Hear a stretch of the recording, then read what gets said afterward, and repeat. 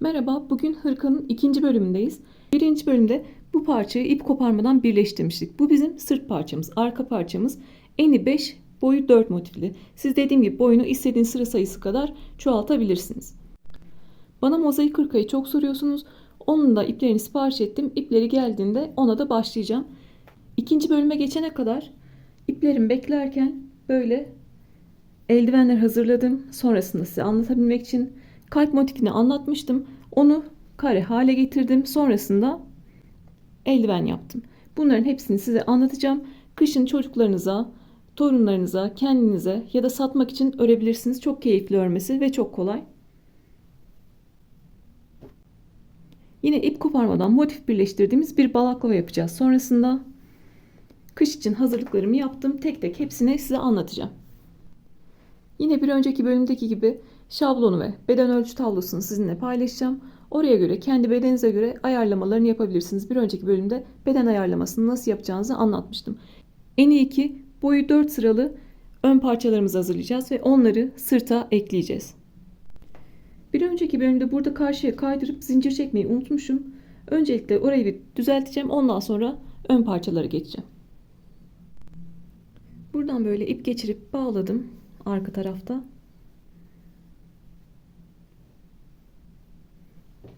Geri kalan iplerimi gizliyorum.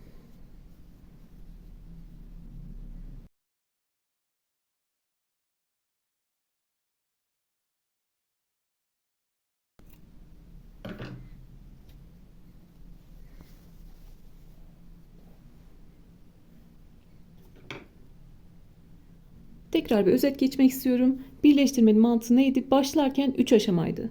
Yukarı doğru birleştirme, yana doğru motif ekleme ve yukarı doğru motifleri birleştirme. Sonrasında yana doğru ekleme ve yukarı doğru birleştirme olarak devam ediyordu. Biz 2 tane yapacağımız için bizim aşamamız 3 tane.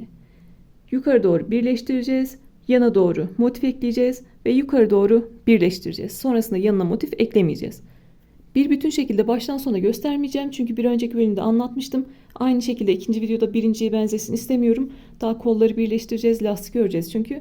O yüzden hızlı şekilde öreceğim ve sırta birleştireceğim. Sonra ön parçayı öreceğim, birleştireceğim. Daha kolları yapacağız, kolları birleştireceğiz. O yüzden hızlı şekilde ilerlemek istiyorum. Anlaşılması zor olan kısımlarda bilerek yeni başlayanlar için ve çeviri yapıldığında düzgün çevrilebilmesi için yavaş anlatıyorum. Siz biliyorsanız hızlandırarak izleyebilirsiniz ya da anlatımım yavaş gelirse hızlandırarak izleyebilirsiniz. İlk motiften birleştirmeye başlıyorum. İlk motifte ne yapıyoruz? Köşeye bir tane üçlü grup yapıyoruz ve üç kenarı örüyoruz. 1, 2 ve 3 kenarı örüyoruz. Buraya da en son bir tane üçlü grup yapıyoruz ve bir üst motife çıkıyoruz. Sihirli halka yapar gibi ipi aldım. Bir zincirle bir ilmek oluşturuyorum. Tığın başına doladım. İstediğiniz herhangi bir köşeden başlayabilirsiniz. Köşeye girdim. Tığın üzerinde 3 ilmek var. İkisini birlikte ördüm. İpi araya alıyorum. İkisini birlikte ördüm. Bir tane ikili trabzan yaptım. Aynı boşluğa ikinci ikili trabzan, aynı boşluğa üçüncü ikili trabzanı yaptım. Başlarken 3 tane ikili trabzanla başlıyoruz. En son parçamız bittiğinde bu kısmı öreceğiz. Orasını tamamlayacağız. Sırasıyla artık boşluklara 3 tane ikili trabzan yapıyorum. Bu üçlü grupların arasındaki boşluklara 3 tane ikili trabzan yapıyorum.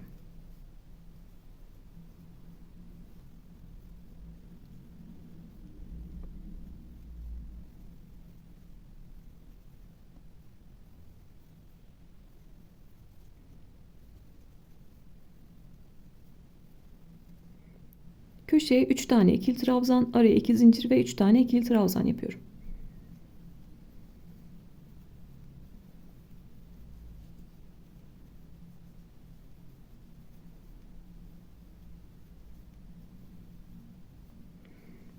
Yine sırasıyla boşluklara 3 tane ikili trabzan, köşeye 3 tane ikili trabzan, araya 2 zincir ve 3 tane ikili trabzan yapıyorum. Boşluklara 3 tane ikili trabzan yapıyorum ve buradaki köşeye geliyorum. Sadece 3 tane ikili trabzan yapıyorum. Aşağıda ve üstte sadece 3 tane ikili trabzan yapıyoruz köşelere. Köşeye kadar geliyorum.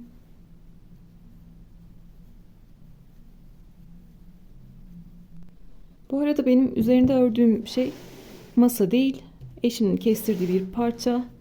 Taşınırken böyle deformeler olmuş. O yüzden kusura bakmayın. Bu köşeden başladık. 3 tane ikili trabzan yaptık. Köşemizi tam şekilde ördük iki tarafta. 1, 2, 3 kenarı ördük. Sıra sonunda köşeye geldik. Köşeye 3 tane ikili trabzan yapıyorum.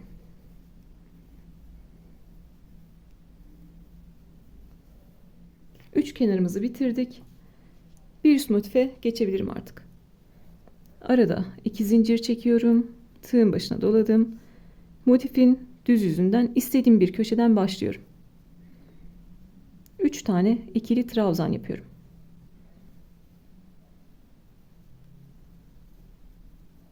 Arada 2 zincir çektim. İstediğim bir köşeye 3 tane ikili trabzan yaptım. Önceki bölümden hatırlarsınız. Sağ taraftaki motife kaydırıp zincir çekiyoruz. Sol taraftaki motife bu boşluklara 3 tane ikili trabzan yapıyoruz. Kaydırıp zincir çekiyoruz ve trabzan yapıyoruz. Boşluğa geldim, kaydırdım. Bir tane zincir çektim. Tığın başına doladım. Boşluğa 3 tane ikili trabzan yapıyorum. Boşluğa kaydırdım, zincir çektim. Sol elimdeki motifin boşluğuna 3 tane ikili trabzan yapıyorum.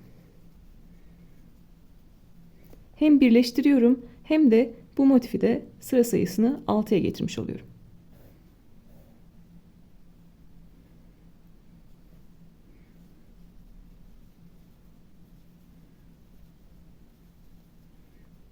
Sağdakine kaydır, zincir çek, soldakine 3 tane ikili trabzan yap.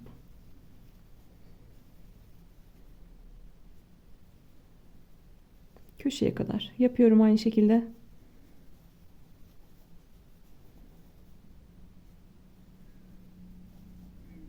Köşeye geldim. 3 tane ikili trabzan yaptım. Buradaki köşeyle birleştirmemi yapacağım. Arada bir zincir çektim. Köşeye geldim, kaydırdım. Ve yine bir zincir çektim. Zincirden sonra köşeye 3 tane ikili trabzan yapıyorum.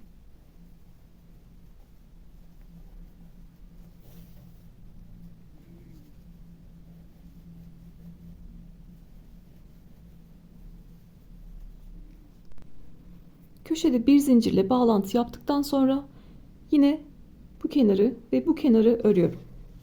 Birleştirmemi yaptım. İki kenarı örüyorum. Yine bu köşeye geliyorum. 3 tane ikili trabzan yapıyorum. Sonrasında yine 2 zincirle bir üst motife geçeceğiz. Sıra sonuna kadar ikili trabzan örerek devam ediyorum ve bir üst motife geçiyorum.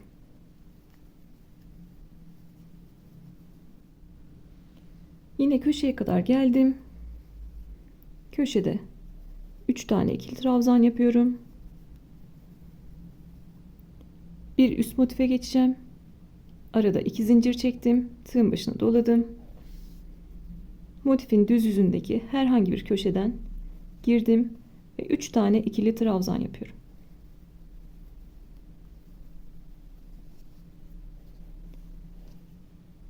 Sağ taraftaki motife kaydırıp zincir çekiyorum.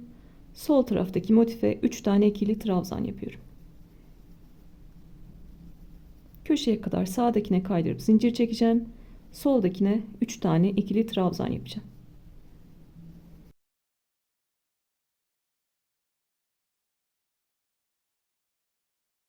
Köşeye geldim. 3 tane ikili trabzan yaptım.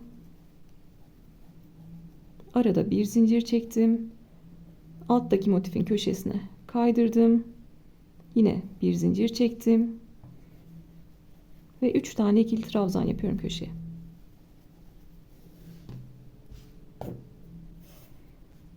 Yine aynı şekilde bu kenarı ve bu kenarı örüyorum. Buraya kadar geliyorum. Sıra sonunda köşeye 3 tane ikili trabzan yaptım. Bir üst motive geçmek için 2 tane zincir çektim. Tığın başına doladım. Herhangi bir köşeden, motifin düz yüzünden köşeye 3 tane ikili trabzan yapıyorum.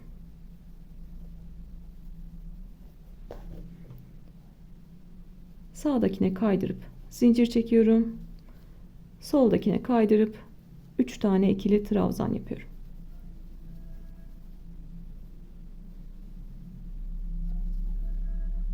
Köşeye kadar devam ediyorum. Köşeye geldim. 3 tane ikili trabzan yaptım. Arada bir zincir çektim. Aşağıdaki motifin köşesine kaydırdım. Tekrar bir zincir çektim ve köşeye 3 tane ikili trabzan yapıyorum.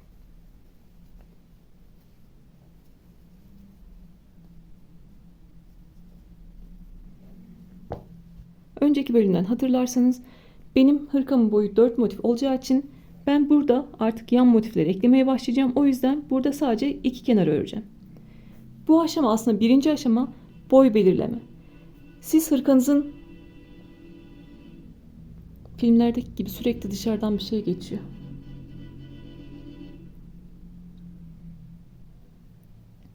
Bu aşamada siz örgünüz hırka olur, yelek olur, battaniye olur. Boyu ne kadar olacaksa bu birinci aşamada boyunu uzatmada belirleyeceksiniz. Ben burada 4 motifli yapacağım. 4. motifte artık boyunu uzatmayı bitireceğim ve yan motifleri eklemeye başlayacağım.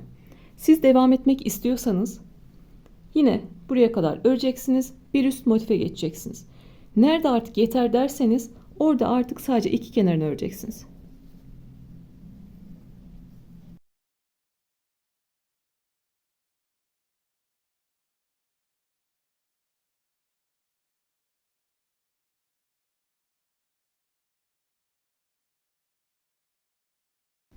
Burada birleştirmeyi yaptım. Burada da bir kenarı ördüm. Sadece 2 kenarı örmüş olduk. Köşeye geldim. 3 tane ikili trabzan yaptım. Arada 2 zincir çekiyorum. Herhangi bir köşeye 3 tane ikili trabzan yapıyorum.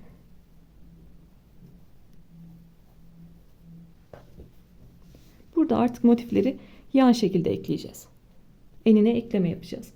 Ben videoları bölüm haline getiriyorum, ayırıyorum. Siz oralardan istediğiniz bölüme bakabilirsiniz. Mesela bir önceki bölümde parçayı birleştirirken yukarı doğru motif ekleme, ene motif ekleme ve yukarı doğru birleştirme olarak ayırmıştım. Siz o bölümlerden istediğinize bakabilirsiniz. Mesela ene birleştirmeyi kavrayamadınız. Orada ene birleştirmeye bakarak pekiştirebilirsiniz. Bunda da yine aynı öyle bölüm bölüm ayıracağım. İstediğiniz yere tekrar dönüp bakabilirsiniz. Acaba nerede kalmıştım diye düşünmenize gerek yok. Ben bölümleri ayırıyorum zaten.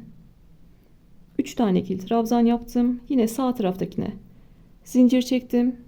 Sol taraftakine 3 tane ikili trabzan yaptım. Aslında teknikte değişen bir şey yok. Birleştirme olarak yukarı doğru çıkmıştık. Şimdi artık ene doğru motif birleştiriyoruz.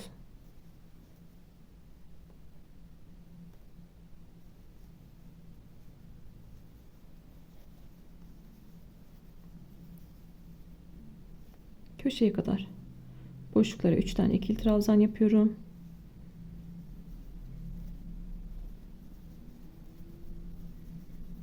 Sağdakine kaydırıp zincir çekiyorum.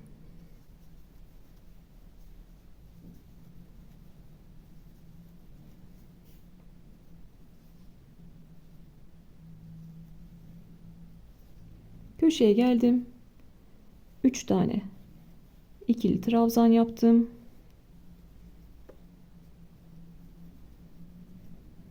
Arada bir zincir çektim.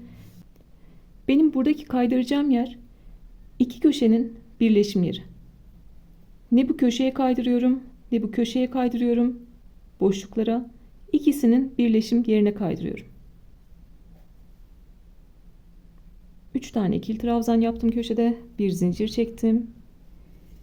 Bu köşelerin birleşim yerine kaydırıyorum.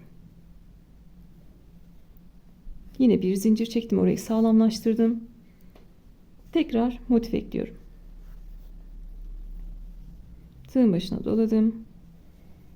Herhangi bir köşeden başladım. 3 tane ikili trabzan yaptım.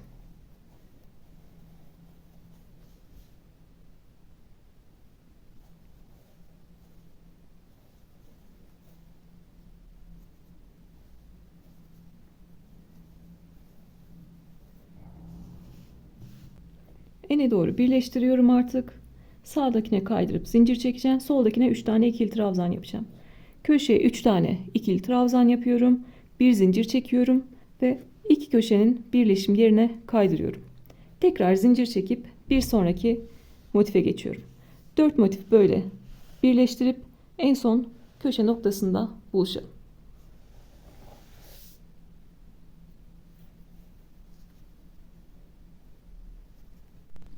Buradan enine doğru birleştirmeye başladım. En son 4. motifte birleştirdim. Köşeye 3 tane ikili trabzan yaptım. Arada bir zincir çekiyorum. Köşeye geldim. Kaydırdım. Yine bir zincir çektim. Ve köşeye 3 tane ikili trabzan yapıyorum.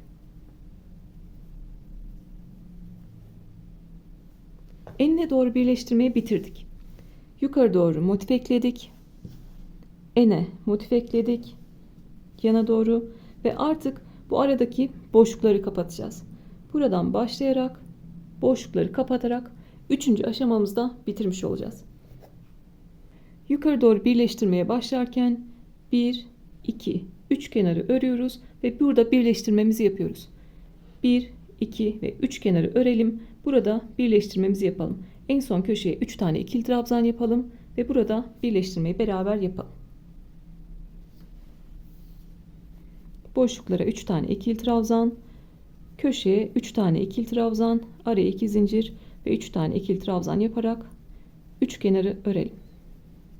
Ene doğru birleştirme yaparken köşenin birini zaten örmüştük. İkincisini şimdi örmüş olduk. Araya bir zincir çektim. Yine herhangi bir köşeye değil, köşelerin birleşim yerine kaydırıyorum. Bir zincir çektim. Yine buradaki köşeden örmeye devam ediyorum. Köşeye 3 tane ikili trabzan yaptım. Alttaki motife kaydırıp zincir çektim. Üstteki motife 3 tane ikili trabzan yapıyorum. Köşeye geldim. 3 tane ikili trabzan yaptım. Araya bir zincir çektim. Köşeye kaydırdım. Yine bir zincir çekip köşeye 3 tane ikili trabzan yapıyorum.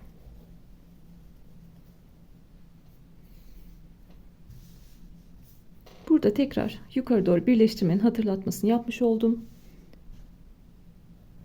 3 kenarı örüyoruz. Birinci kenarı birleştirerek ördük. İkinci kenarı ördüm. Üçüncü kenarı ördüm. Köşeye 3 tane ikili trabzan yaptım. Bir zincir çektim ve birleşim yerine, köşelerin birleşim yerine kaydırdım. Tekrar bir zincir çektim ve karşılıklı birleştirmeye devam ettim. Aynı bu şekilde birleştirerek devam ediyoruz. Yine bu köşeye kadar geliyoruz. Bu parçada yaptığımız gibi iki kenarı örmeyeceğiz. Sonrasında bitirmeyeceğiz. Çünkü burasını omuza birleştireceğiz. Bu kısmı da sırt bölümünün yanlarına birleştireceğiz. Şimdi bu köşeye en son 3 tane ikili trabzan yapalım ve artık bu kısmı, ön kısmı sırta birleştirelim. Aşağıdan yukarı birleştirerek köşeye kadar geldim. Önceden anlattığım için bu parça sadece bir hatırlatma oldu. Birleştirmeyi nasıl yaptığımız açısından. O yüzden biraz hızlı anlattım. Parçaları birleştirme aşamasına geçtik. Ben burayı omuz birleştirme olarak zaten video olarak ayırırım. Siz oradan bakabilirsiniz. Bu aşamada yeni başlayanlar için daha yavaş ve tek tek anlatacağım. Burada sırt motifimiz hazır. Önceki bölümde ördüğümüz, onun ters yüzünü yukarı gelecek şekilde çevirdim. Bu da bizim ön parçamız. Ters yüzleri karşılıklı birbirine bakacak. Ve artık buradan omuzdan birleştirmeye başlıyoruz. Buradaki iki motifi sırttaki iki motife birleştireceğiz. Köşede en son 3 tane ikili trabzan yaptım. Bir zincir çektim. İkinci ve üçüncü motifin birleştirme yerine kaydırıyorum. 1, 2, 3. 2 ve üçüncü motifin birleştirme yerine kaydırıyorum.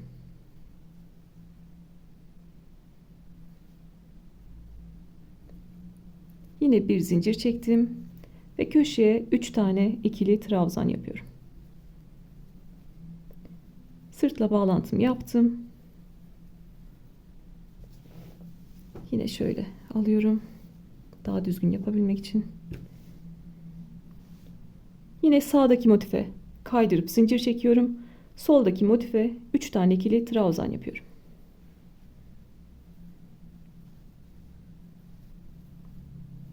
İki tane motifi sırta eklemiş oluyorum. Buradan birleştirmeye başladım. Köşeye kadar geldim. Köşede 3 tane ikili trabzan yapıyorum. Arada bir zincir çektim. Burada enine motif eklerken arada 2 tane zincir çekmiştim. Bu 2 zincirlik boşluğa gelip kaydırıyorum. Yine bir zincir çektim. Karşı tarafta da yine iki köşenin birleşim yerine kaydırıyorum. Aşağıda 2 zincirlik boşluğa kaydırdım. Karşıda da iki köşenin birleşim yerine kaydırdım. Tekrar bir zincir çektim ve köşeyi örüyorum. 3 tane ikili trabzan yapıyorum.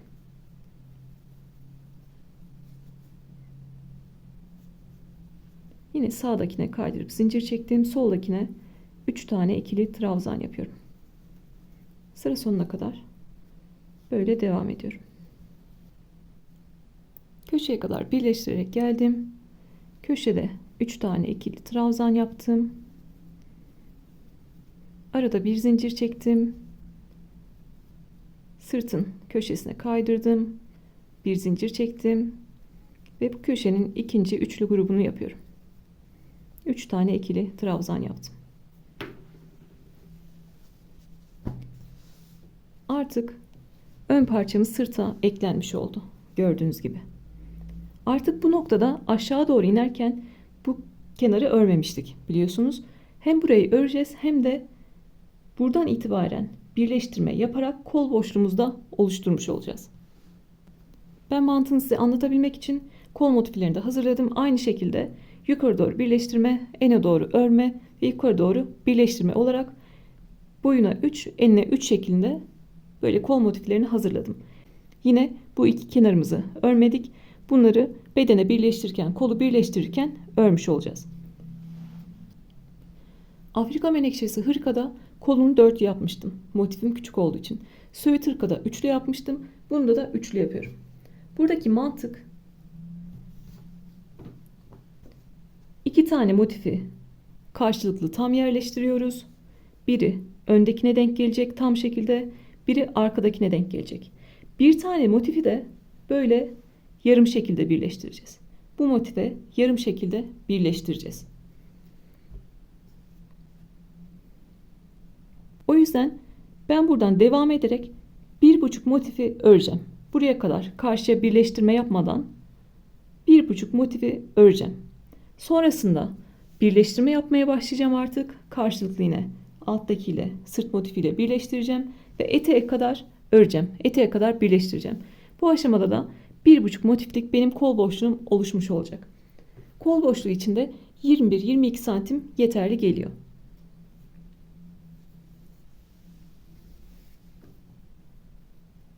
Şimdi dediğim gibi ben 1,5 motif öreceğim. Yani bu motifin tamamını ve buranın yarısına kadar öreceğim.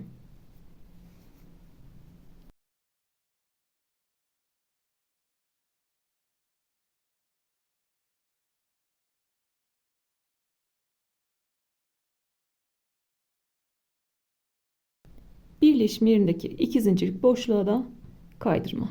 Arada bir zincir çektim köşeden sonra ve 2 zincirlik boşluğa kaydırıyorum. Tekrar bir zincir çektim.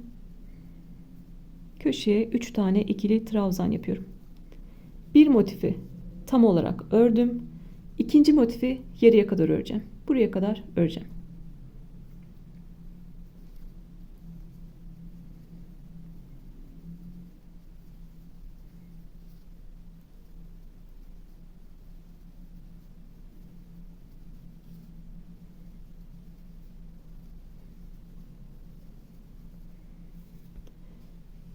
Bakın köşeden sonra 1, 2, 3 tane grup yaptım.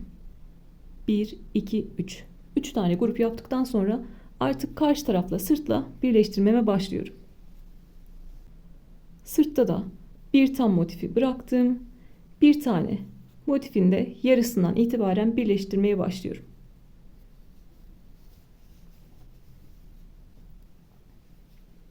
Şöyle iki parçayı karşılıklı denk getirdim. Sırtı ve ön parçayı. Yeni başlayanlar için tekrar etmek istiyorum. Omzumuzu birleştirdik.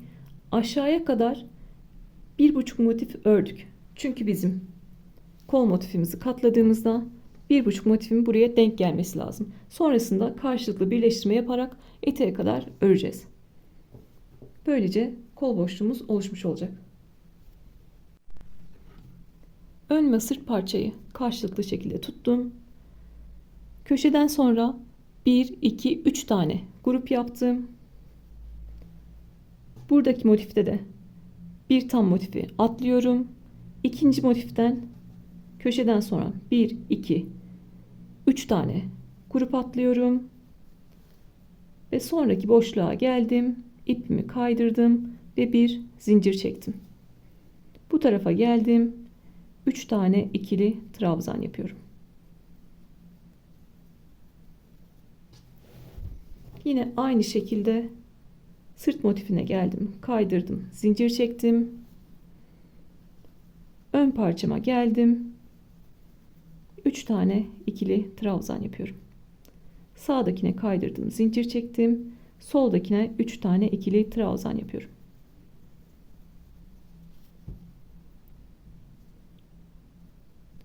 Arada bir zincir çektim.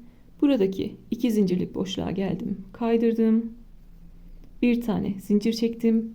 Karşıda da iki köşenin birleşim yerine gelip kaydırıyorum. Ve bir zincir çekiyorum.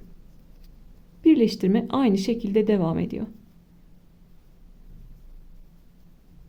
Eteğe kadar sağdakine kaydırıp zincir çekerek soldakine de trabzan yaparak devam ediyorum.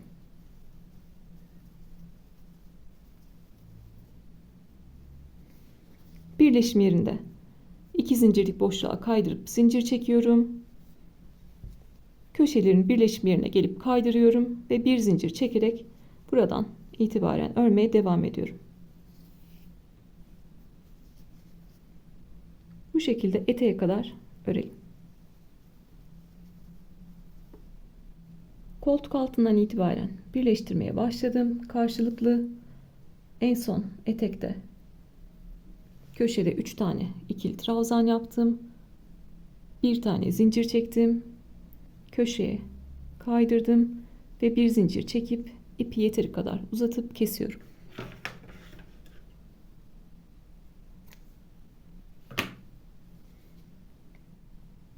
Burada en son düzgün bir bitiş yapacağım. Burada amacım önceki videoda gösterdiğim gibi düzgün bir trabzan tepesi elde etmek. 3 tane zincire dokunmuyorum. Motifimi çevirdim. İlk ördüğüm trabzanın tepesinden girdim. İpi aldım. Buranın iç kanadından geçirdim. Ve ipimi saklıyorum.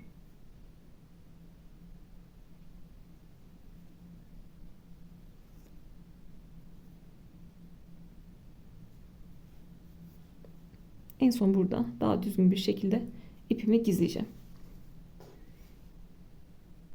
Bir ön parçayı sırta eklemiş olduk. Omuzdan 2 motif birleştirdik. Burada 1,5 tane motifi birleştirmeden ördük kenarı. Sonrasında yarım motiften itibaren örmeye başladık ve öndeki parçayı sırta birleştirdik. Bu aşamada kol boşluğumuz oluşmuş oldu. Şimdi artık diğer ön parçayı hazırlayacağız. Onda da üst üste 4 tane motif ekleyelim. Enine 4 tane motifi ekleyelim aynı şekilde. Bu sefer bu köşede bu birleştirmeyi yapmadan buluşalım. Artık bu noktada buradaki sırt parçasına birleştirmeye başlayacağız. Aynı bu parçada yaptığımız gibi sadece 2 aşamayı yapalım. Yukarı doğru birleştirelim. Enine doğru 4 tane motif ekleyelim ve burada köşede buluşalım. Diğer ön parçayı da boyuna doğru 4 motif, enine doğru 4 motif olarak ördüm ve aşağıda bıraktım. Köşede 3 tane ikili trabzan yaptım. Burada birinci ve ikinci aşamayı yaptık. Üçüncü aşamada normalde buraya kadar gelip birleştirip devam ediyordum. Burada ben sırta birleştirme yaparak ilerleyeceğim. Bunun başka teknikleri var. Ben en başta da farklı öğrenmiştim. 2 tanesini ekliyorsunuz. Üzerine bir tane daha ekliyorsunuz. Yanına ekliyorsunuz. Böyle gidiyorsunuz. En son yine omuzda birleştirme yapıyorsunuz ve burayı sırta birleştiriyorsunuz. Ben onu fazla uzun bulduğum için kendimde ona sabrım yetmediği için böyle bir şey yaptım. Üçüncü aşamada sırta birleştiriyorum. Siz başka videolarda farklı teknikler öğrendiyseniz onlar size daha kolay geliyorsa o şekilde de devam edebilirsiniz. Köşede 3 tane ikili trabzan yaptım. Bir zincir çektim. Karşıdaki köşeye geldim, kaydırdım ve yine bir zincir çekiyorum. Köşeye 3 tane ikili trabzan yaptım. Sırt motifine geldim. Kaydırıp zincir çektim. Sol elimdeki motife geldim. 3 tane ikili trabzan yapıyorum. Birleştirme tekniğimiz aynı devam ediyor. Köşeye kadar devam edelim.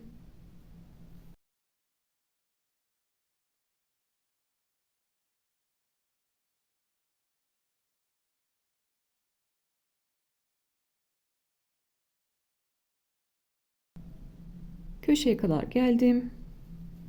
3 tane ikili trabzan yapıyorum. Arada bir zincir çektim. Sırttaki iki köşenin birleşim yerine kaydırıyorum.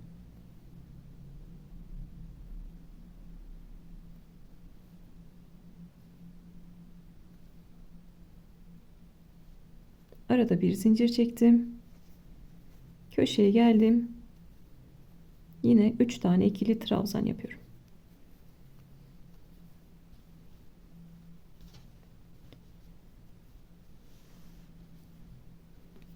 Burada yine örmeye devam ediyorum. Köşede 3 tane ikili trabzan yapıyorum. Bir zincir çekip birleşim yerine kaydırıyorum. Kaydırdıktan sonra bir zincir çekiyorum. Köşeye 3 tane ikili trabzan yapıyorum. Karşılıklı birleştirerek köşeye kadar geliyorum. Köşeye geldim. 3 tane ikili trabzan yaptım.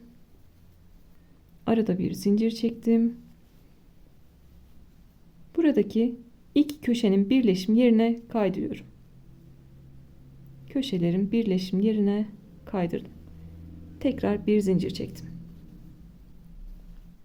Buradan birleştirerek karşılıklı birleştirerek başladık. Sonra yine birleşim yerine kadar geldik. Birleşim yerine kaydırdık ve karşılıklı kaydırmalarla devam ettik. Yine burada yaptığımız gibi bu kenarı birbirine birleştiriyoruz. Bu kenarı örüp birleşim yerine kaydırıyoruz. Tekrar karşılıklı birleştirmelerle devam ediyoruz. Ben burada karşılıklı birleştireceğim. Birleşim yerini yapacağım. Karşılıklı birleştirip bu köşeye kadar geleceğim. Sonrasında yarım motifi nasıl örüyoruz göstereceğim. Burada köşeye kadar geldim. 3 tane ikili trabzan yaptım. Bir zincir çektim. Ve köşelerin birleşim yerine kaydırıyorum. Tekrar bir zincir çektim. Ve köşeye 3 tane ikili trabzan yaptım.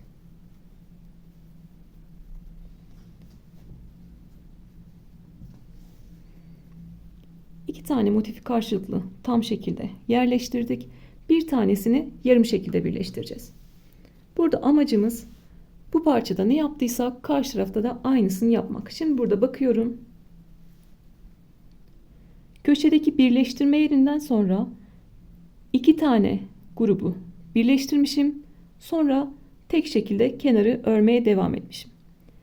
Köşeyi yaptık, birleştirdik. 2 tane grubu karşılıklı birleştiriyoruz. Sonra tek şekilde kenarı örmeye devam ediyoruz. Köşeyi yaptım, birleştirdim. Bir zincir çektim. Bu tarafa ilk üçlü grubumu yaptım. Birleştirdim. İkinci üçlü grubumu yaptım.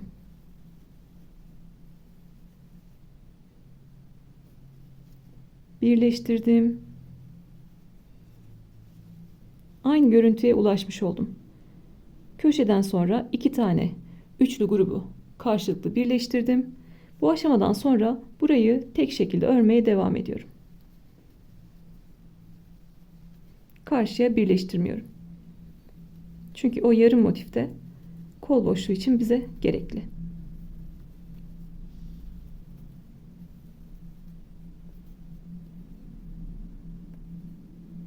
Köşeye geldim. 3 tane ikili trabzan yaptım. Arada 2 zincir ve aynı boşluğa 3 tane ikili trabzan. Burada da görebilirsiniz. Köşeden sonra 1, 2, 3 tane grubumuz var. Aşağıdan yukarı 2 tane grubumuzu birleştirdik.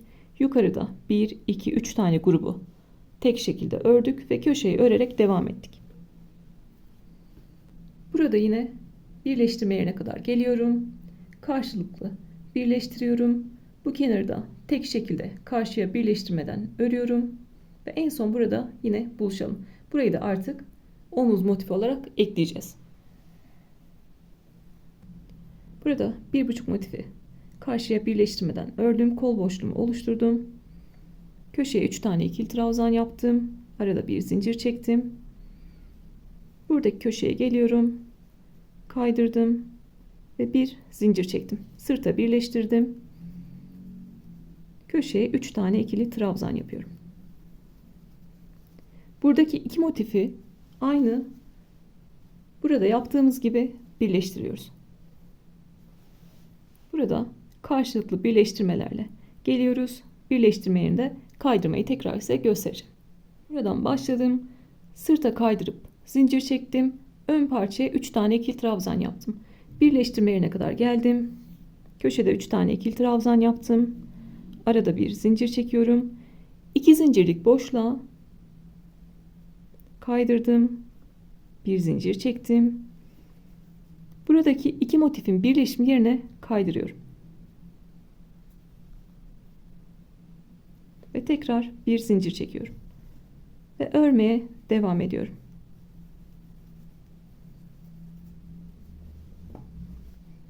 Burada böyle iki motifi sırta birleştireceğim. Sonrasında bu örmediğimiz kenarı eteğe kadar aynı şekilde örmeye devam edeceğim. Burada karşılıklı iki motifi sırta birleştirdim. Köşede 3 tane ikili trabzan yaptım. Bir zincir çektim. Yine ikinci ve üçüncü motifin birleşim yerine kaydırıyorum. Tekrar bir zincir çektim. Ve köşeye 3 tane ikili trabzan yaptım. Aynı şeylerle sizi sıkmak istemiyorum. Buradan eteğe kadar bu kenarı örüyorum. Buradaki tek fark neydi? Köşeye 3 tane ikili trabzan yapıyoruz. Arada bir zincir çekiyoruz ve 2 zincirlik boşluğa kaydırıp tekrar bir zincir çekip köşeyi örmekle devam ediyoruz. Buradan aşağıya kadar etek kısmına kadar örüyoruz ve orada en son bitişi size yine göstereceğim. Buradan örmeye başladım. Kenarı aşağı eteğe kadar ördüm. En son köşede 3 tane ikili trabzan yaptım. 2 zincir çektim ve ipi yeteri kadar kestim. Tekrar düzgün bir bitiş yapıyorum. 3 zincire dokunmadan ilk ördüğüm trabzanın tepesine geldim. İpimi arkaya aldım. Zincirin iç kanadına girdim. ipi aldım ve bir tane daha trabzan tepesi, zincir tepesi oluşturmuş oldum. Tüm görünümü eşitlemiş oldum. Burada bir zincirle de buraya sabitliyorum. Giyildiğinde, yıkandığında sökülmesin diye. Sonrasında tekrar buradan geçirerek ipimi sağlamlaştıracağım. Düzgünce gizleyeceğim. Hırka şu an için yelek formunda kollarını oluşturduk. Bu aşamada lastik geçip yelek olarak kullanabilirsiniz. Ama biz hırka yapacağımız için artık kollara geçiyoruz. Kolu 3'e 3 şekilde birleştirdim. Boyu 3, eni 3 motif. Yine boyuna birleştiriyoruz, enine birleştiriyoruz ve yukarı doğru birleştiriyoruz. Enine tekrar 3 tane motif ekledim ve yukarı doğru birleştirdim.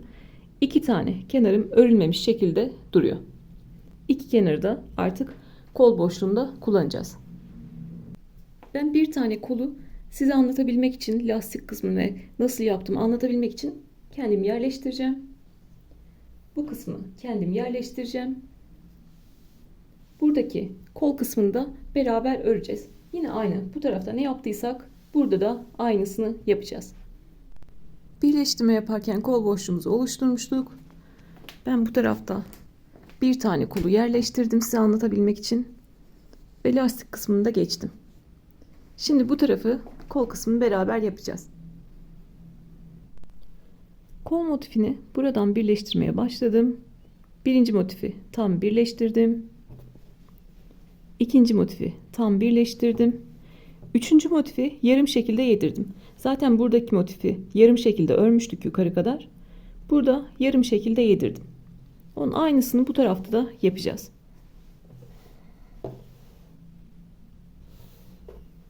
Kol kısmını kendime getiriyorum önüme. Boyu 3 motifli, eni 3 motifli kol parçam yine hazır. Burasını ve bu kenarını örmedim. Burada kol birleştirmesini yapacağız. 2 motifi tam yerleştireceğim. O yüzden böyle sırt motifini kendime doğru çeviriyorum. Kol parçasında köşede 3 tane ikili trabzan yapmıştım. Bir tane zincir çektim. Köşelerin birleşim yerine kaydırıyorum. Arada bir zincir çektim. Köşeye 3 tane ikili trabzan yapıyorum.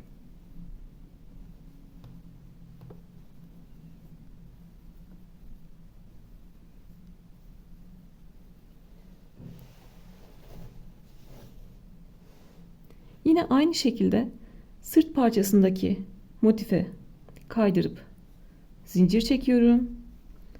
Sol elimdeki kol parçasına geliyorum. 3 tane ikili trabzan yapıyorum.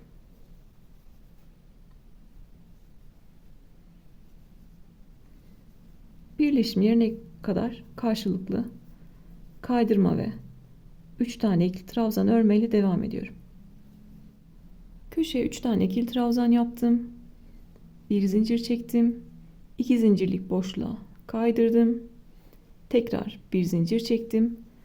Karşıdaki köşelerin birleşim yerine kaydırıyorum.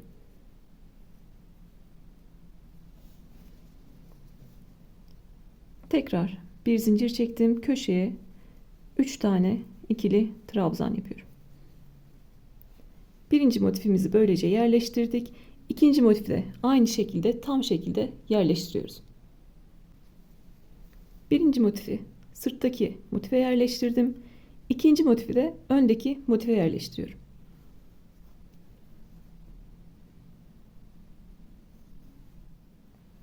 Köşeye geldim. Bir tane zincir çektim. 2 zincirlik boşluğa kaydırdım. Tekrar bir zincir çektim. Karşıdaki köşelerin birleşim yerine kaydırıyorum. Burada birleştirme tekniğinde herhangi bir farklılık olmadığı için hızlı şekilde geçtim. Yine karşıya zincir çekiyoruz. Bu tarafa 3 tane ikili trabzan yapıyoruz. Aynı şekilde 2 tane motifi yerleştirdim. Burada önemli olan bu tek motifi koltuk altına yedirmek.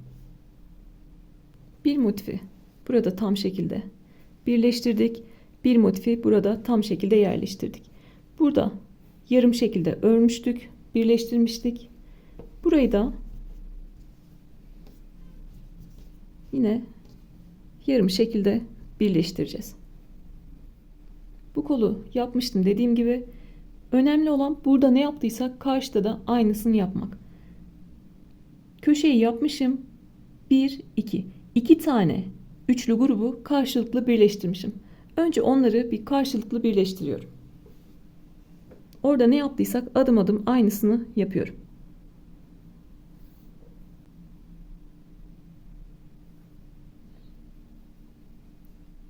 Köşeyi yapıyorum öncelikle. 3 tane ikili trabzan yapıyorum. Köşeden sonra 2 tane üçlü grup yapıyorum. İlkini yaptım ve kaydırdım. İkincisini yaptım ve kaydırdım. Şimdi burada gösterdiğim ilk adımı yapmış olduk. Diğer tarafta da köşeyi yaptıktan sonra 2 tane üçlü grubu karşı karşıya denk getirdik, birleştirdik. Bu tarafta kaydırıp zincir çektik ve bekledik. Şimdi artık koltuk altına yedirmeyi yapacağız.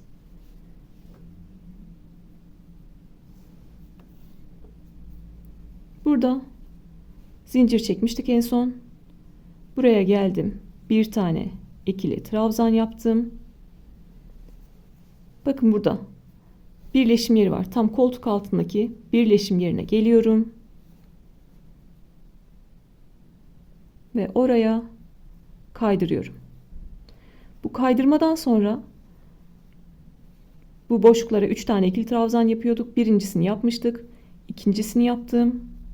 Ve üçüncüsünü yaptım. Tekrar etmek istiyorum. Burada 2 tane üçlü grubumuzu yaptık. Buraya kaydırdık ve zincirimizi çekip beklemiştik. Zincir çektikten sonra buraya geldik. Bir tane ikili trabzan yaptık. Buraya ne yapıyorduk? 3 tane ikili trabzan yapıyorduk. Birincisini buraya yaptım. Sonra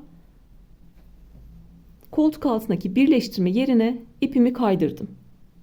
Kaydırdıktan sonra kalan 2 trabzanı yine buraya ördüm. Hem koltuk altı ile bağlantımı yapmış oldum, yedirmiş oldum. Hem de 3 tane ikili trabzanımı yani bir üçlü grubumu yapmış oldum. Şöyle görebilirsiniz. Bu bir tam motifti. Yarısını buraya yedirdim. Yarısını da buraya yediriyorum. V gibi görüyorsunuz. Burada zincir çekip bırakmıştık en son. Buraya bir tane ikili trabzan yaptım. Koltuk altına kaydırdım. 2 tane daha ikili trabzan yaptım. Koltuk altındaki birleştirmeden sonraki boşluğa geldim. İpimi aldım ve zincir çektim. Sol taraftakine 3 tane ikili trabzan yaptım. Sağdakine kaydırıp zincir çektim.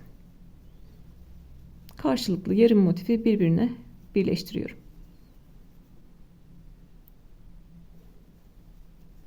Köşeye geldim. 3 tane ikili trabzan yaptım. Bir tane zincir çektim. Köşelerin birleşim yerine kaydırdım. Burada ben bir hata yaptıysam birleştirmede mesela bu köşeler denk gelmezdi karşılıklı. Size geldiniz, normalde köşelerin birbirine denk gelmesi gerekiyor birleşim yerinde. Denk gelmediyse demek ki orada bir yanlışlık yaptık. Boşlukta bir kaydırma yaptık. Ona göre kendiniz check edebilirsiniz. Bu aşamayı özellikle geri geri dönün, izleyin. 1-2 seferde izlemede kavrayacaksınız. Çok kolay bir yapılışı var. Zaten bu yarım motifi yedirdikten sonra koltuk altından bileğe kadar birleştirmeye devam ediyoruz. Sonrasında koldaki lastik kısmını öreceğiz. Bu da benim önceden yaptığım bir kapşonlu hırka. Burada da koltuk altına aynı şekilde yedirdim.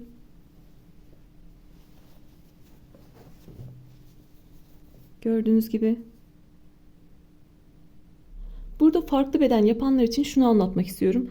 Gördüğünüz gibi motifte her bir üst sıraya çıktığımızda tekli gruplar bir tane artmış. Burada 1, 2, 3, burada 1, 2, 3, 4 ve burada 1, 2, 3, 4, 5. Siz büyük beden yapmak istiyorsunuz ve 6 sıra ördünüz, 7. sırada birleştirmek istediniz. 7. sırada birleştirdiniz. Sizin arada demek ki 6 tane üçlü grubunuz olacak. O zaman sizin motifinizi nasıl yedireceksiniz? 3 tane sağda üçlü grup kalacak, 3 tane solda üçlü grup kalacak. Bizim burada zorlandığımız şey neydi? Biz tam ortaya yediremedik. Tam üçlü grubumuz burada olduğu için bir tanesini koltuk altına yaptık. Tekrar buradaki boşluğa 2 tane daha üçlü trabzan yaptık. Bizim zorlandığımız yer burasıydı. Biz 6 tane olsa buradaki üçlü grubumuz ya da 4 tane olsa tam ortasına yapacaktık. Tek sayı olduğu için biz ortadakine yedirmek zorunda kaldık. Ortadaki boşluğa yedirmek zorunda kaldık. Beni takip ediyorsanız az çok biliyorsunuzdur Instagram'dan da. İçinize sinene kadar zaten bir motifi yarım yarım yediriyoruz. Sökmesi de örmesi de kolay. Sökün tekrar yapın, sökün tekrar yapın. Hem elinize alışsın hem de içinize sinsin. İçinize sindiği noktada artık koltuk altından birleştirmeye başlayabilirsiniz. En son köşeye 3 tane ikili trabzan yapmıştım. Buradaki birleşim yerine kaydırmıştım. Tekrar zincirimi çektim ve köşeye 3 tane ikili trabzan yapıyorum.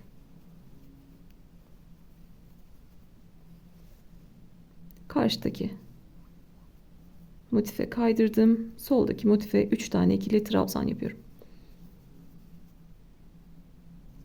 Öğrendiğimiz birleştirme tekniğiyle bilek ağzına kadar, bileğe kadar birleştirmemi yapıyorum.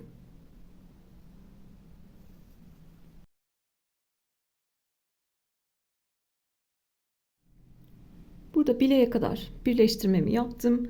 Artık burada lastik kısmımızı öreceğiz. Söğüt hırkada da, Afrika menekşesi hırkada da anlatmıştım. Yine daraltma yaparak öreceğiz. Lastiğe geçmeden şöyle göstermek istiyorum. Gördüğünüz gibi artık hırka formunu verdik. Kolumuzun lastiğinde geçince bedenden de lastik geçeceğiz ve hırkamızı bitireceğiz artık. Koltuk altından lastik kısmına kadar 43-44 santim yeterli oluyor kol uzunluğunda. Siz özellikle kendinize yapıyorsanız üzerinize geçirin lastik örmeden. Ne kadar bileğinize kalıyorsa o kadar lastik örmeniz lazım. Mesela siz giydiniz, buradan buraya giydiniz, bileğinize bu kadarcık bir yer kaldı. Siz o zaman daraltmayla lastiği çok zor yaparsınız. Yani bu kadar kısım size fazla gelecektir. O zaman ne yapacaksınız? Böyle altıgen hırka anlatmışım biliyorsunuz size. Baştan sona bütün bölümleri var. Bunun gibi böyle düz şekilde örersiniz. Daraltma yapmazsınız, düz şekilde örersiniz. Ben size lastiği düz şekilde örmeyi de daraltarak yapmayı da şimdi göstereceğim. Bir önceki hırkada da Söğüt hırkada da nasıl yapıldığını anlatmıştım. Afrika menekşesi hırkada da anlatmıştım. Oralara da bakabilirsiniz.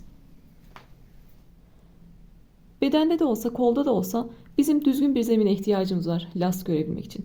O düzgün zemini de bir sıra ikili trabzan örerek elde ediyoruz. Burada öncelikle en son yaptığım yere bir sıra ikili trabzan örüyorum. Onun üzerine lastik örmeye başlıyorum. Şimdi ilk işimiz diğer kolda yaptığımız gibi buraya bir sıra ikili trabzan örmek. Gördüğünüz gibi lastik kısmı daha toplu. Bu toplu duruş için daha yayvan olmasın böyle bileğimizi sarsın diye 2.75 tığ kullandım. 2.75 milim tığ kullandım. Motifimizi ve birleştirmemizi 3.5 milimle yapmıştık. 2.75 milimle lastik kısmını ördüm. 3 milimle de örebilirsiniz. Önemli olan normalde ördüğünüz tığdan küçük olması ki kolu bileği kavrayabilsin. 3.25 de olur, 3 de olur, 2.75 de olur. Çok 2.5 yapmayın, o zaman bileğinize sığmayabilir. 2.75 bana tam geldi benim elimin sıkılığına, gevşekliğine göre. Buradaki gibi düz şekilde örecekseniz aynı tığ numarasıyla devam edebilirsiniz. En son koltuk altından bileğe kadar birleştirmiştik. İlk trabzanın üzerindeyim. 3 tane zincir çektim. Sırasıyla aşağıdaki ikili trabzanların üzerine ikili trabzan yapıyorum. Her bir ikili trabzanın üzerine ikili trabzan yapıyorum.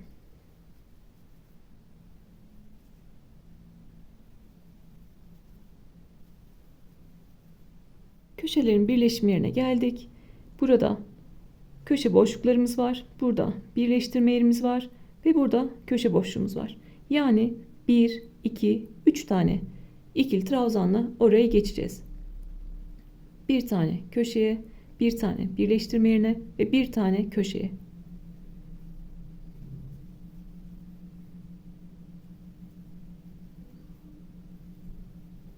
Sonra sırasıyla trabzan üzerine trabzan örerek devam ediyorum. İkili trabzanlarla yine birleşim yerine kadar geliyorum. Tekrar birleştirme yerine geldim. Köşeye bir tane ikili trabzan, birleştirme yerine bir tane ikili trabzan ve köşeye bir tane ikili trabzan. Önceki videolarda da anlatmıştım. Biz robot değiliz, makine değiliz. Elimizin ayarı her saniye tutmayabilir. Televizyona bakarken dalarız. Elimizin gevşekliği farklılaşabilir. Ya da o an zincir çekmeyi unutabiliriz. Mesela şu köşede buraya geçerken zincir çekmeyi unutmuş olabilirsiniz. Ve burada herhangi bir boşluk olmayabilir. O zaman oraya ikili trabzan yapmayacaksınız. Ya da burada unutmuş olabilirsiniz. İkili trabzan yapmayacaksınız. Ya da daldınız, buraya bir tane zincir çekip bağlantı yapacakken arada iki tane çektiniz. O zaman buraya iki tane ikili trabzan yaparsınız. Yani kendiniz oraları dengeleyebilirsiniz. 3 tane trabzanla orayı geçtim birleştirme yerine. Trabzan üzerine trabzan yaparak devam ediyorum. Yine burada da sıra sonuna geldik. En son birleştirme yerindeyiz. Köşeye bir tane ikili trabzan yaptım. Birleştirme yerine bir tane ikili trabzan yaptım. Ve buradaki köşeye bir tane ikili trabzan yaptım. Gördüğünüz gibi bir sıra ikili trabzan geçtik ve tüm yüzeyi eşitlemiş olduk. Buradaki birleştirme yeriyle normal ördüğümüz trabzanların üzerinde herhangi bir fark kalmamış oldu. Bu noktadan sonra artık lastik örmeye başlayabiliriz. Normalde biz daraltma yaparak öreceğiz. Onu baştan sona zaten göstereceğim. Küçük bir bölümü düz yapmak isteyenler nasıl yapacak onu göstermek istiyorum. En başta 3 tane zincir çekmiştik. Sıra sonunda 3. zincirin içine kaydırıyorum. 3 tane zincir çekerek lastik örmeye artık başlıyorum. Buradaki çektiğim 3 zincir benim arka lastiğim olacak. Trabzanları bir önden bir arkadan alarak lastik görünümü vereceğiz. Bu benim arka lastiğim olacak ki arkada dursun, bu zincir noktaları çok belli olmasın diye. Bunu arka lastik kabul ettik. 3 zinciri tığın başına doladık. Bir sonrakini önden alıyorum. Önden almak demek trabzan tığın önde kalacak demek. Trabzan tığın önünde, ipimi aldım. Tığın üzerinde 3 ilmek var. Yine ikisini birlikte örerek bir tane ikili trabzan yaptım. Tığın başına doladım. Arkadan girdim. Trabzan tığın arkasında ipimi aldım. Bir tane ikili trabzan yaptım. Ön lastik, arka lastik. Ön lastik, arka lastik. Ön lastikte trabzan tığın önünde kalıyor. Arka lastikte trabzan tığın arkasında kalıyor. Arkadan olanı aldık. Şimdi ön lastiği yapıyoruz. Trabzan tığın önünde ikili trabzanımı yaptım.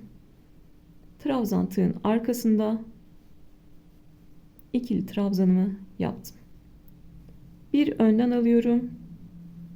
Bir arkadan alıyorum. Sıra sonuna kadar hiç değişmeden bir önden bir arkadan alıyorum.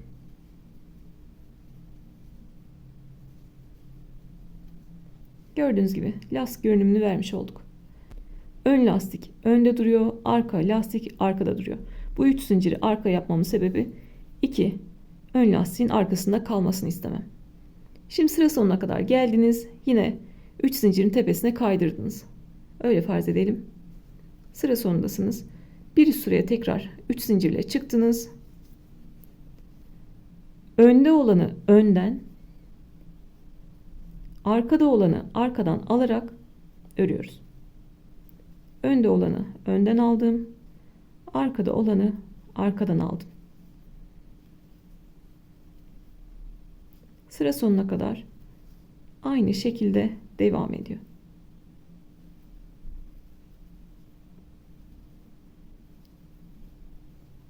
Tekrar sıra sonuna geldim. Bir bütün lastiği bitirdim. 3 zincirin tepesine kaydırdım. Tekrar 3 zincir çektim. Önde olanı önden, arkada olanı arkadan aldım. İstediğiniz sıra sayısı kadar artık bileğinize gelene kadar örüyorsunuz. Düz örmek istiyorsanız. Görünümü de bu şekilde oluyor. Düz şekilde örmeye devam ediyorsunuz. Bir önden bir arkadan alarak örmeye devam ediyorsunuz. Ama biz daraltarak yapacağız. Daraltmayı nasıl yapacağız?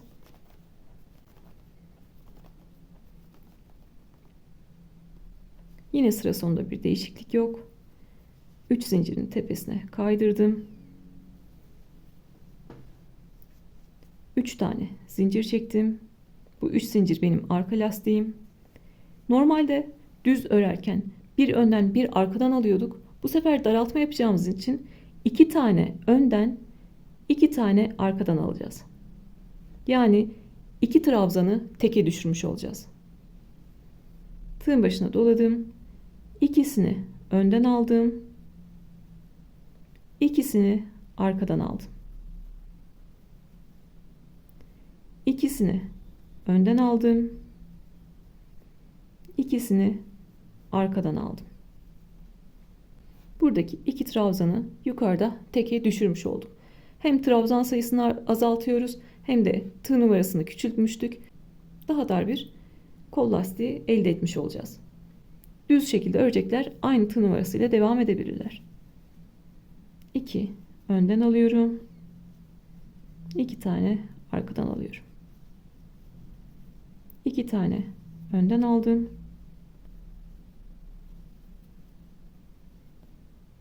2 tane arkadan aldım. Biz de aynı sıra sonuna kadar 2 tane önden 2 tane arkadan alarak devam ediyoruz.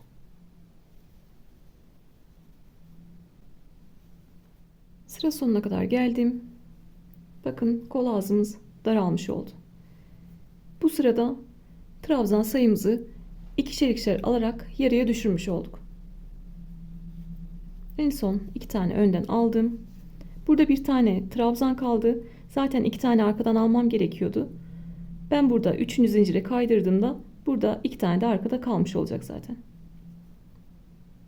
Sıra sonunda 3 zincirin tepesine kaydırdım. Aşağıda da hem zincirin altındaki trabzan kaldı hem de yanındaki trabzan kaldı. 2 tane arkadan aldığımı orada tamamlamış oldum.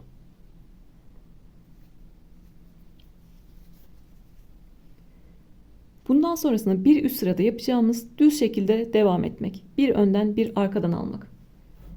Bu kısımda daraltma yaptıktan sonra tek şekilde kaç tane örmüşüm? 1, 2, 3, 4, 5, 6, 7, 8, 9, 10.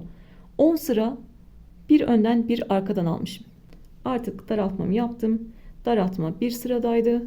Sonraki sıralar bir önden bir arkadan alıyorum. Bunu arka lastik kabul ediyorum. Önde duranı önden, arkada duranı arkadan alarak lastik kısmımı örüyorum. Bundan sonra değişen bir şey yok. Önde olanı önden, arkada olanı arkadan alarak 10 sıra öreceğim.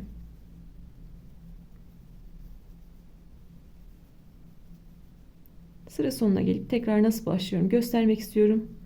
Sonra 10 sıra lastiği tamamlayalım. Ve bir sırada kol ağzının düzgün görünmesi için sık iğne geçeceğiz.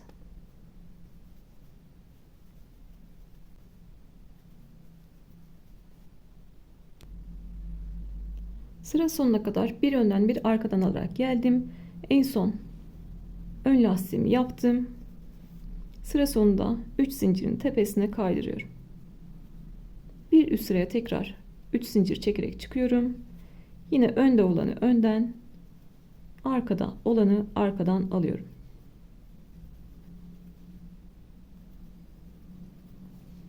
Buradan sonrası aynı şekilde devam ediyor.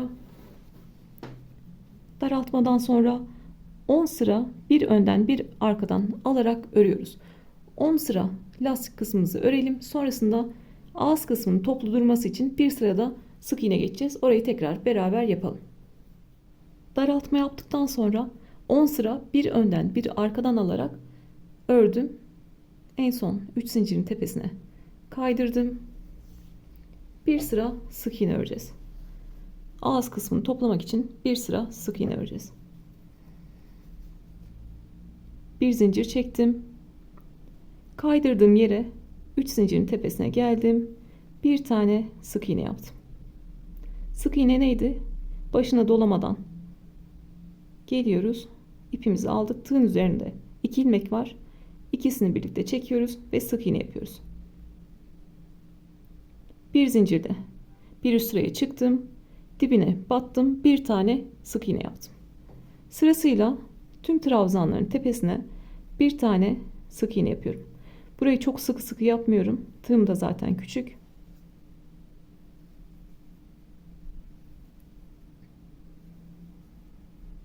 Sırasıyla hepsine sık iğne yapıyorum. Elim ne çok sıkı ne çok gevşek. Sıra sonuna kadar devam ediyorum. En son trabzanın üzerine de bir tane sık iğne yaptım. Burada ipimi gevşetip kesiyorum ve düzgün bir bitiş yapacağım. İpimi gevşettim, uzattım ve kesiyorum.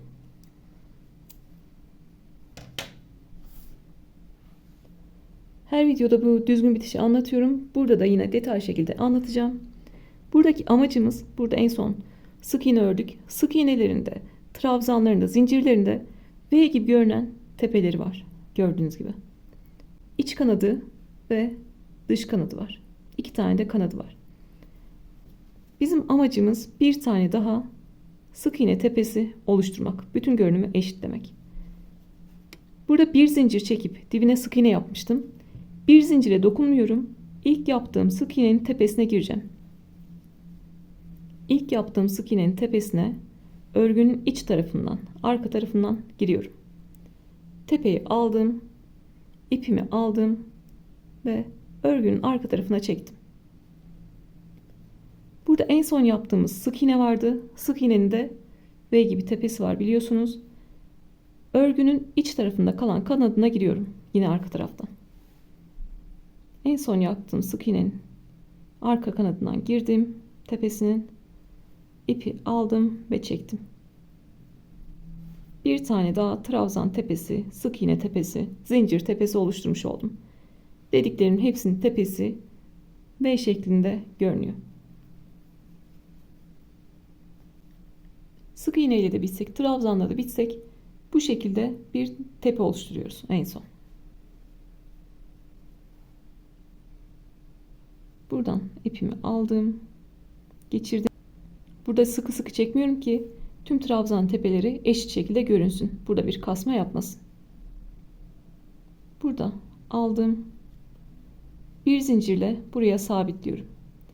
Giydiğimde, yıkadığımda oradan bu ip geriye sökülmesin diye. Sonrasında uygun yerlerden, dışarıdan görünmeyecek yerlerden geçiriyorum. Bu aşamada ipimi de gizledikten sonra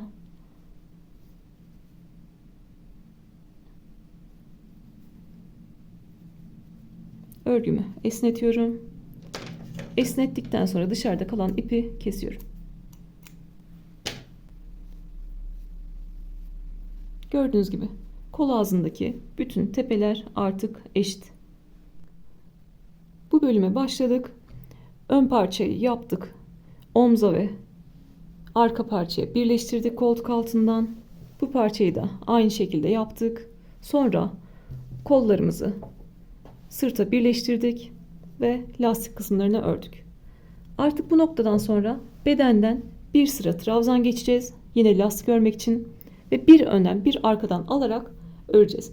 Yine 3,5 milim tığla öreceğim, düz öreceğim için herhangi bir daraltma yapmayacağız. Bir sıra trabzan geçiyorum. Üzerine bir önden bir arkadan alarak lastik örüyorum. Afrika menekşesi motifleri kadar öyle yapmıştım. Boyunu 4 motif yapmıştım. Sonra ipim yetmediği için 4 motif yapmıştım. Sonra iplerim gelince boy sırasını 5 motife çıkarmıştım. Şimdi onu nasıl yapıyoruz? Bu aşamada boyu hoşunuza gitmedi ve bir sıra daha uzatmak istiyorsanız, bir sıra daha motif sırası örmek istiyorsanız 9 tane motif örüyorsunuz ve eteğe birleştiriyorsunuz. 9 tane motifi ilk aşamada yaptığımız gibi üst üste ekliyorsunuz. Bir tane kenara örmüyorduk ya. Orasını da buraya örerek birleştiriyorsunuz. Sonra üzerinden trabzan geçip lastik örebilirsiniz. Boy uzatmasını bu noktada yapabilirsiniz. Şimdi yine kolda olduğu gibi tüm zemini eşitlemek için bir sıra trabzan geçiyorum. Ve trabzan sırasında ben genelde etekte arka kısımla başlıyorum. Sırt kısmından başlıyorum ki bitişim, başlangıç noktam, zincir noktam oraya denk gelsin. Etek kısmından trabzan çıkarak başlıyorum. Tığa bir zincirle ilmek yaptım. Tığın başına doladım. Düz yüzünden öreceğim için çeviriyorum. Ben buradaki köşeden başlıyorum. Tığın üzerinde 3 ilmek var. İkisini birlikte aldım. Bu ipi de buradan geçiriyorum ki gizleyebileyim. İkisini birlikte aldım. Trabzan üzerine trabzan yapıyorum. Buradaki köşeye geldim. Bir tane ikili trabzan yaptım. Birleştirme yerine bir tane ikili trabzan yaptım ve köşeye bir tane ikili trabzan yaptım. Kolda olduğu gibi devam ediyorum. Trabzan üzerine trabzan yapıyorum. Birleştirme yerinde 3 tane ikili trabzanla geçiyorum.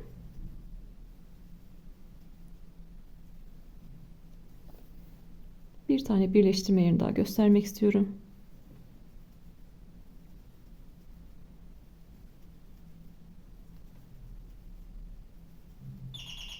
İp siparişlerim gelmiş. Onu da gelmişken şöyle açayım.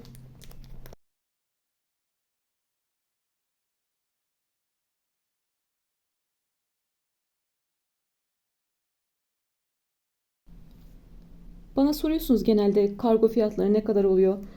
Almamız öyle mantıklı mı diye. Aldığımız yerlerde belli bir ücretten sonra kargo bedava oluyor. Ben de ihtiyaçlarımı biriktiriyorum. O kargo bedavadan sonra, olduktan sonra onları alıyorum. Ben daha hiç öyle kargo ücreti vermedim çünkü bir iki ip parasına denk geliyor. Öyle yapacağım ihtiyaçlarımı biriktiriyorum. Hepsini birlikte aldığımda kargo bedavaya denk gelmiş oluyor. Devam ediyorum. Trabzan üzerine trabzan yaparak devam ettim. Hep ikili trabzan yaptığımız için sayılar karışmasın diye arada trabzan diyorum. Tığın başına doladım. Birleşim yerine 3 tane ikili trabzanla geçiyorum. Köşeye bir trabzan, birleşim yerine bir trabzan ve köşeye bir trabzan.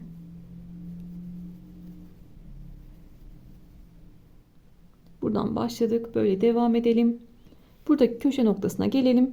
3 tane buraya ikili trabzan yapacağız. Köşeye geldim. Köşeye 3 tane ikili trabzan yapıyorum. Burada kavis verebilmek için 3 tane ikili trabzan yapıyorum. Sonrasında trabzan üzerine trabzan olarak ve birleştirme yerine 3 tane trabzanla geçerek enseye kadar devam ediyorum. En son 3 tane ikili trabzan yaptım. Köşenin üzerine köşe boşluğuna bir tane ikili trabzan yaptım. Buradaki gördüğünüz gibi birleşim yeri var köşelerin. Oraya geldim. Bir tane ikili trabzan yaptım. Köşe boşluğum var. Artık bu motifi örmeye devam ediyorum. Köşe boşluğuna bir tane ikili trabzan yaptım. Trabzan üzerine trabzan yaparak devam ediyorum.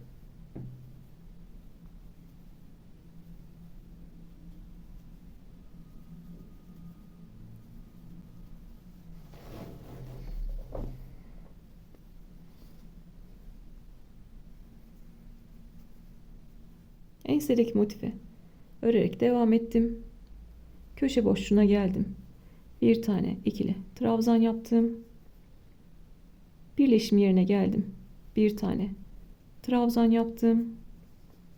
Ve artık buradaki köşeyi bir trabzanla geçiyorum ve aşağı doğru etek kısmına kadar trabzan çıkararak örüyorum.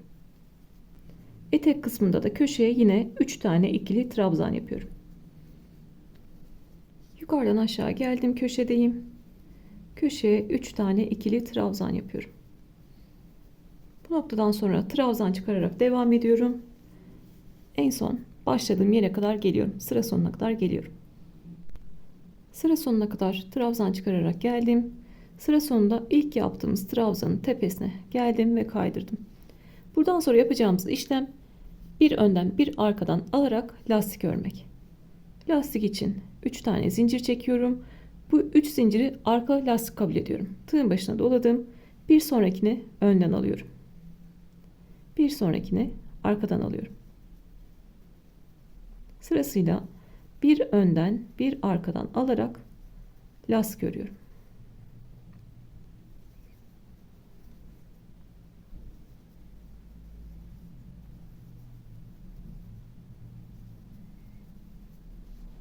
Lastik örebilmek için bir sıra trabzan geçtik. Zemini eşitledik, düzleştirdik. Artık bir önden bir arkadan alarak lastiğimi örüyorum. Değişen bir şey yok. Köşelerde de aynı şekilde devam ediyorum. Bir önden bir arkadan alarak yukarı çıktım. Ense kısmında da aynı şekilde devam ettim. Bir önden bir arkadan alarak yine sıra sonuna kadar geldim. Sıra sonunda 3 zincirin tepesine kaydırdım. 3 tane zincir çektim. Yine bir önden bir arkadan alarak örmeye devam ettim. Aynı şeylerle sizi sıkmak istemiyorum. Kolda da anlattığım için. Kaç sıra istiyorsanız o kadar sıra sayısı kadar lastik örebilirsiniz. Burada önemli olan buradaki ense kısmını çok fazla daraltmamak. Buradaki altıgen ırkada da görüyorsunuz aynı teknikle bir önden bir arkadan alarak yaptım. Enseyi çok daraltmıyoruz ve hırkamızı en son düzgün bir bitişle bitiriyoruz. Bir tane trabzan tepesi oluşturarak bitiriyoruz. Ben artık size hırkayı tamamlayıp bitmiş halini göstermek istiyorum. Çünkü bu videoda 1 saatin üzerine geçecek gibi görünüyor. Onu düzenleyip düzgün şekilde sizinle paylaşmak istiyorum. Trabzan sıramı ördüm. Lastiğimi örmeye başladım. En son hırkanın bitmiş halinde ise kaç sıra lastik ördüğümü göstereceğim. Ben hırkayı bitirdim. Herhangi bir düzleştirme yapmadım bu aşamada. Ütü değdirmiyoruz. Buhar verebilirsiniz. Minder altına koyabilirsiniz. Halı altına koyabilirsiniz. Ama kesinlikle ütü değdirmiyoruz yapısı bozulmasın diye. Hırkanın genişliği 61-62 santim oldu. Bu da size beden ölçü tablosu vermiştim. X large beden 46-48 bedene denk geliyor. 42 bedenden 48 bedene kadar da giyilebilir. 4 tane mum ışığı rengi kullandım. 2 tane sarı renk kullandım. 1 tane koyu kahverengi, 1 tane de açık kahverengi kullandım. Trabzan sırasından sonra 3 sıra lastik ördüm bedende ve hırkamı arkada düzgün bir bitişle bitirdim. Arkadan da bu şekilde görünüyor. Manken 38 beden. Ona büyük tabii ki. Ben de 38 bedenim. Benim üzerimde duşta. Bu şekilde kolu böyle tam denk geliyor. Koltuk altından itibaren 43-44 santim yeterli geliyor. Ben önünü böyle kapattığımda bu şekilde bedenime tam oturmuş oluyor. 42-48 beden arası rahatlıkla giyecektir. Elimden geldiği kadar anlatmaya çalıştım. Aklınıza takılan yerler olursa sorabilirsiniz. Bir sonraki videoda görüşmek üzere. Kendinize iyi bakın.